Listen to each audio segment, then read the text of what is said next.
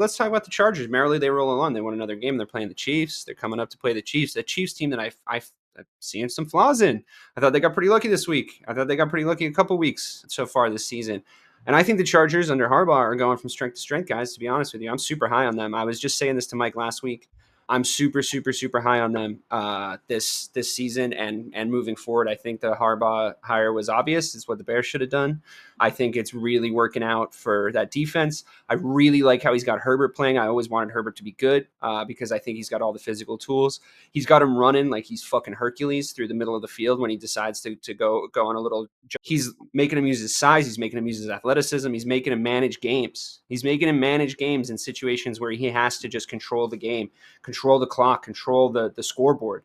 And I think that's the exact right thing to do with this Chargers team, to just get him sort of stabilized out before you have to start rebuilding some offensive weapons around that guy now, because now you have your guy and you have your coach, and you need to go get the guy some weapons. And I think the sky's the limit for them. Maybe not this season, but I really do think the sky's the limit for this Chargers team now that they finally have their coaching problems, I think, solved. Anything on the Chargers, boys? Any big vehement disagreements? No, I mean, I'm now with obviously, that. I was just saying, I'm with that 100%. When you have a quarterback with the ability like Herbert, and you put a coach like Harbaugh with him, the sky's the limit. You know what I mean? Because when you have a guy like that doesn't have to actually make the big plays, and you actually let him manage the game, but when you ask him to make those plays, he can make them. It makes a big difference. He can, yeah, right. Yeah. Yep.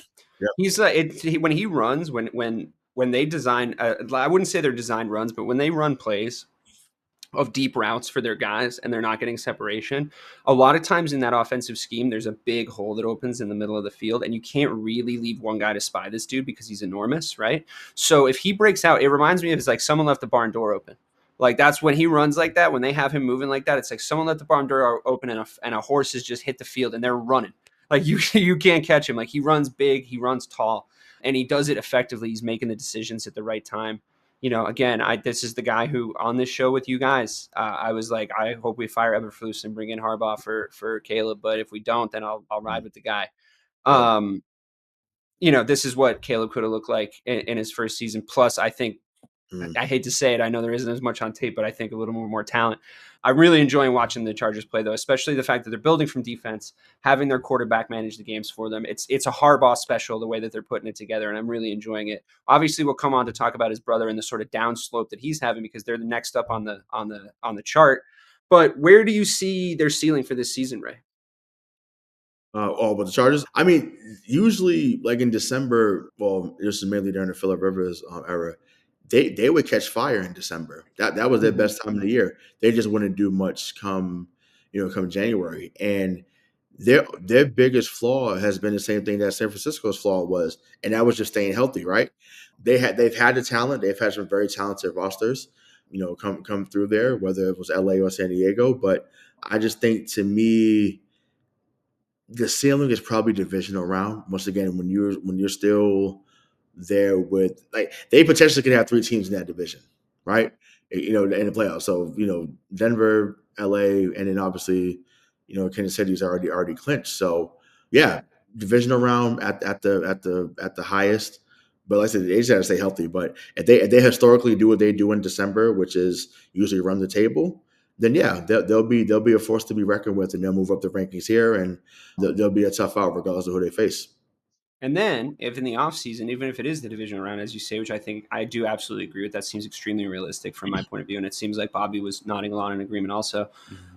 Bob, what if they get to the divisional round and in the offseason they go, hey, Chris Godwin, what are you doing? Or they go, Brandon Cooks, what are you doing? Right? Or they go, hey, Keenan, come back for like a much more reasonable contract. The Bears aren't going to re-sign you. Come back for a much more reasonable contract, and we can work you into the system, just like based a little bit more around your age, right? And you have the Harbaugh contingency around that. I really think that they could be genuinely good in a year or two. I would keep an eye on them in the offseason, if not the playoffs. I mean, I'm not trying to write them off completely. They're obviously playing really well. They're a little bit of a dark horse team. I think if you get good odds on them right now to make it to the Super Bowl, if you could get really good odds, I think you could take it, right? It wouldn't be the craziest shit in the world. I mean, Harbaugh's been there before. I wonder what it is too. I wonder what it is. I bet you they're like 4th or 5th in the rankings right now. So it's probably You like, think? yeah, it's probably like 25-30 to 1. Let me check. Ooh, plus 3,500. I would Oh, take that. see, 35. Yep. That's to win, though. That's to Yeah. win. Okay. Yeah. That's unrealistic, but I mean, I don't know. That might be worth $10 just based on the conversation we're having. Well, Let's talk about a team. last time we did this, it was the Bengals, and the Bengals made the fucking Super Bowl that year. Yeah, so. we felt so stupid for not betting them. We felt so stupid for not betting them that year. You're absolutely right. I remember that. What a fond memory, Bobby. Let's talk about a team on the backslide, the other Harbaugh brother. What is it about the Bengals? I feel like something got put on tape over the course of this last game week. I feel like something got a little bit put on tape on how to beat. Sorry, not the Bengals, the Ravens. Something a little bit got put on tape to lose. It did. I mean, they really got kind of handled and managed. Go ahead, Bobby. No, you go first. Go ahead. I don't know, man. I just think to me, just like it's always been, if you make them one dimensional in a Lamar era, it gets real dicey. I mean, I've been a Lamar supporter on the show. I think that he's obviously an extreme talent. It's been a blessing to see Derrick Henry run all over in an offense. It's been fun.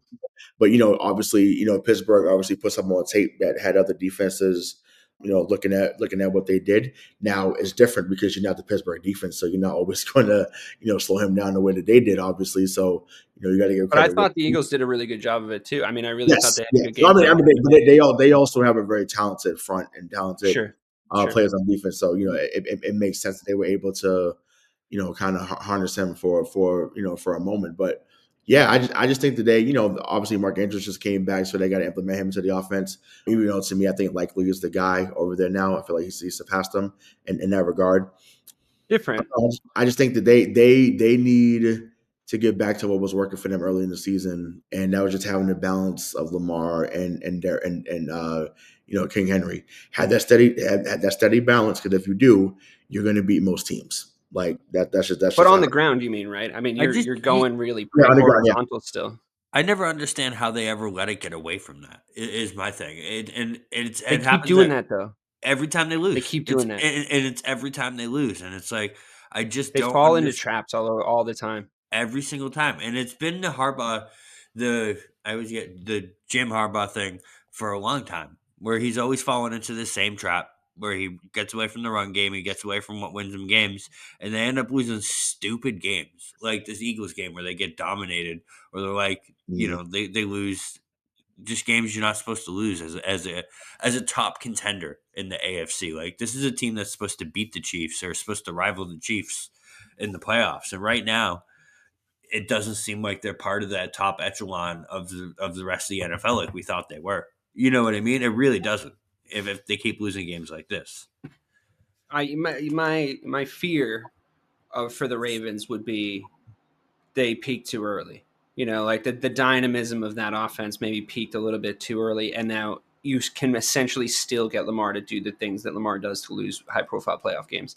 It's just happening a little sooner than it happened last year and the year before, which is interesting because they probably are on paper a little bit more dynamic and better on offense, including the fact that Mark Andrews was hurt for most of last year. And I know he hasn't looked like himself this year, but he still climbed up to the fucking heavens to catch that garbage time TD. So, he got up there for that. So, I mean, I guess I would, just to hedge a little bit, I would be equally unsurprised if they got back to, like you guys are saying, if they got back to what they've been doing at the start of the season, and teams are having a tough time stopping, especially in the winter months, especially being a Baltimore team.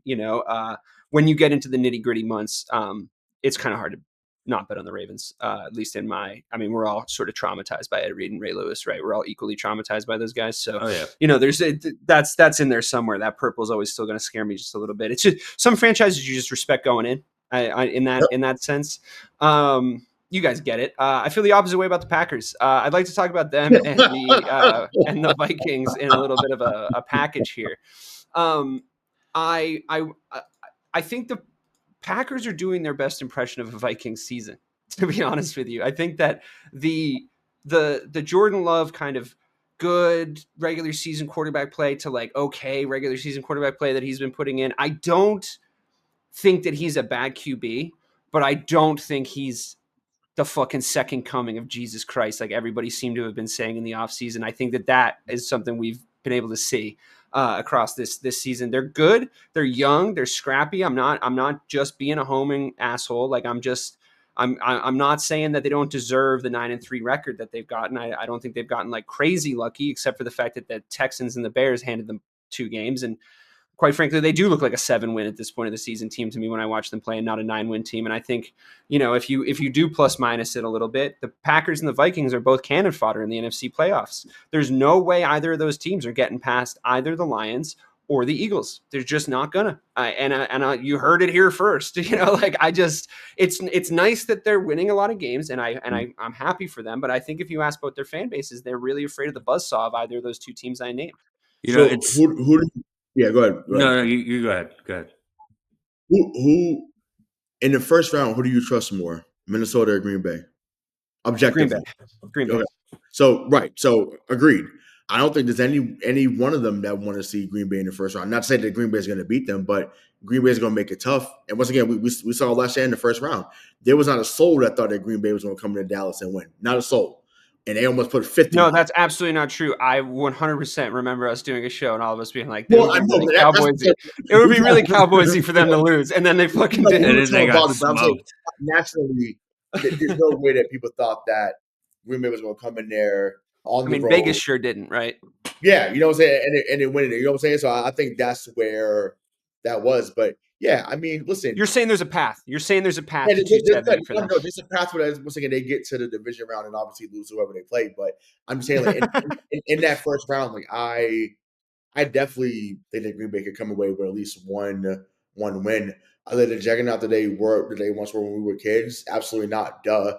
But like I said, can they get you a game, possibly 2 at the? But 1 win is a sideways pass for them, and they were supposed to be genuine contenders this year.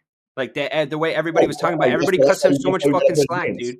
Everybody cuts them so much slack. Like everyone's like, oh yeah, the scrappy Packers. The narrative changes around them in the national media. I think I'll say for me, I won't speak for anybody. I think for me, seeing Love get hurt those 2 games, I was like, okay, maybe if you just find a way to get to 10 wins if he comes back, cool. It looks like they're about to get that because they're at 9 wins now. So they're a little bit better than I thought. Honestly, I didn't think that they would have this good of a record if I'm being truthful. But like I said, if you're just saying just one game where the pressure is kind of off them at the moment because people aren't. I think there's more people that think how you're feeling.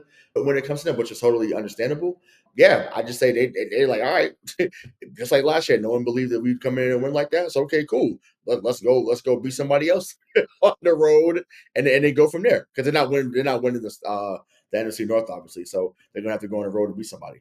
So.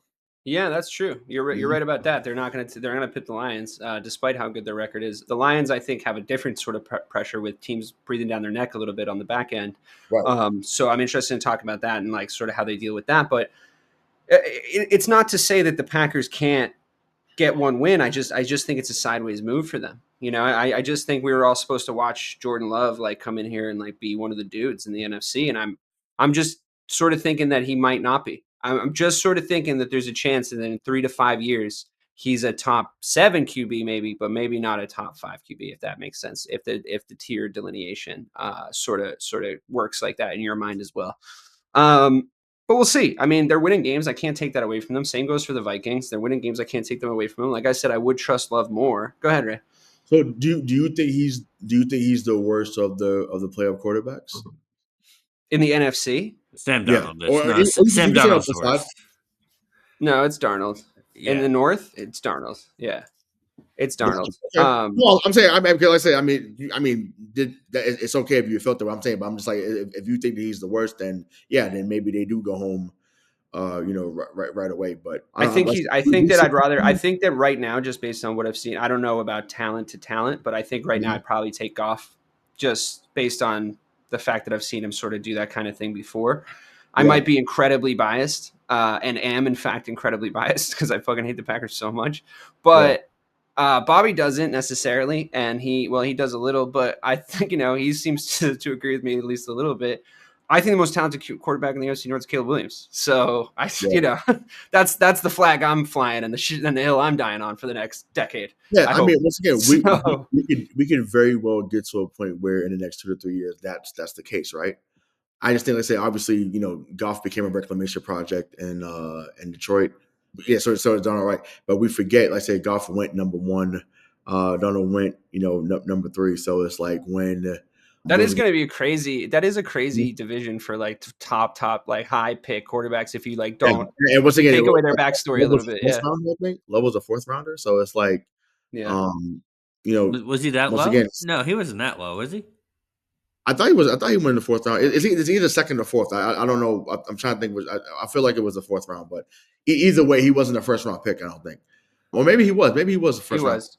He went Yeah, 26th overall. yeah, I was gonna He say, went I think 26. he was, Oh, yeah. no, he went 26 overall. That's what it was. I'm sorry. Okay, he went 26 overall in 2020. Because I thought that he would fall to us, and because we was looking at him, I was like, we're not going to pick him up, obviously. So it is what it is. But yeah, I mean, it's going to be exciting. Once again, trust me, when I told you earlier this year that Darnold could have a little bit of resurgence, I could not have imagined Right. them being 10-2. Like, no way.